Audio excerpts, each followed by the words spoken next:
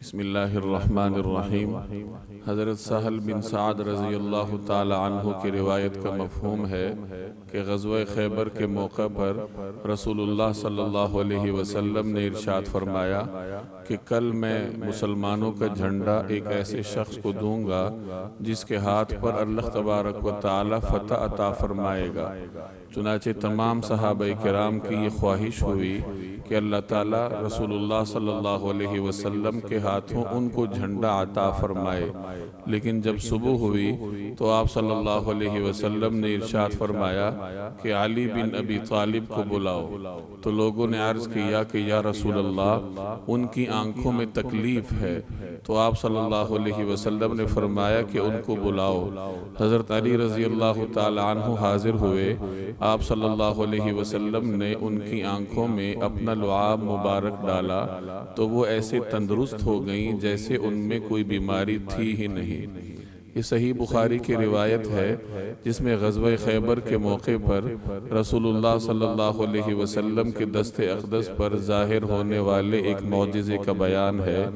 خیبر مدینہ منورہ سے کوئی 200 میل کے فاصلے پر ایک بستی تھی۔ یہ یہودیوں کا مرکز تھا۔ یہودیوں نے یہاں اپنی طاقت جمع کر رکھی تھی اور مسلمانوں کے خلاف استعمال ہونے کے لیے ہر وقت تیار ہوتے تھے۔ 6 ہجری کے آخر میں یا 7ویں ہجری کے آغاز میں نبی کریم صلی اللہ علیہ وسلم نے ان کی سازشوں کے پیش نظر ان کے خلاف فوجی کارروائی کرنے کا فیصلہ کیا۔ جب مسلمانوں کا لشکر وہاں پہنچا، یہاں یہودیوں کے مضبوط قلعے تھے، چنانچہ ایک ایک کر کے تمام قلعے فتح ہو گئے۔ صرف ایک قلعہ ایسا تھا جس کو فتح کرنا مشکل ہو رہا تھا، قلعہ قموس اس کا نام تھا۔ مختلف صحابہ کرام نے کوششیں کی لیکن وہ فتح نہ ہوا۔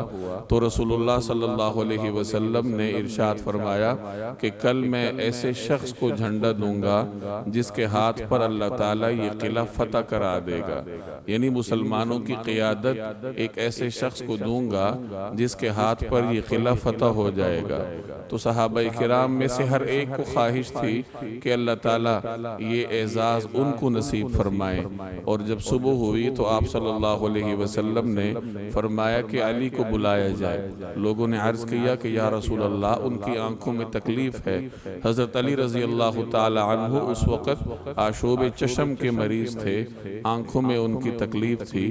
تو آپ صلی اللہ علیہ وسلم نے ان کو بلایا اور ان کے آنکھوں میں اپنا لعاب مبارک لگایا۔ چنانچہ آپ صلی اللہ علیہ وسلم کے لعاب مبارک کی یہ تاثیر اللہ تعالیٰ نے ظاہر کی کہ حضرت علی رضی اللہ تعالی عنہ کی آنکھوں سے وہ تکلیف ایسے ختم ہوئی جیسے ان کی آنکھوں میں کوئی مسئلہ ہی نہیں تھا۔ چنانچہ وہ بالکل تندرست ہو کر مسلمانوں کی قیادت کرنے کے لیے گئے اور ان کے ہاتھ پر اللہ تعالیٰ نے وہ قلعہ فتح کروا دیا۔ اللہ تبارک و تعالی رسول اللہ صلی اللہ علیہ وسلم کی صفات پڑھنے کی توفیق عطا فرمائے۔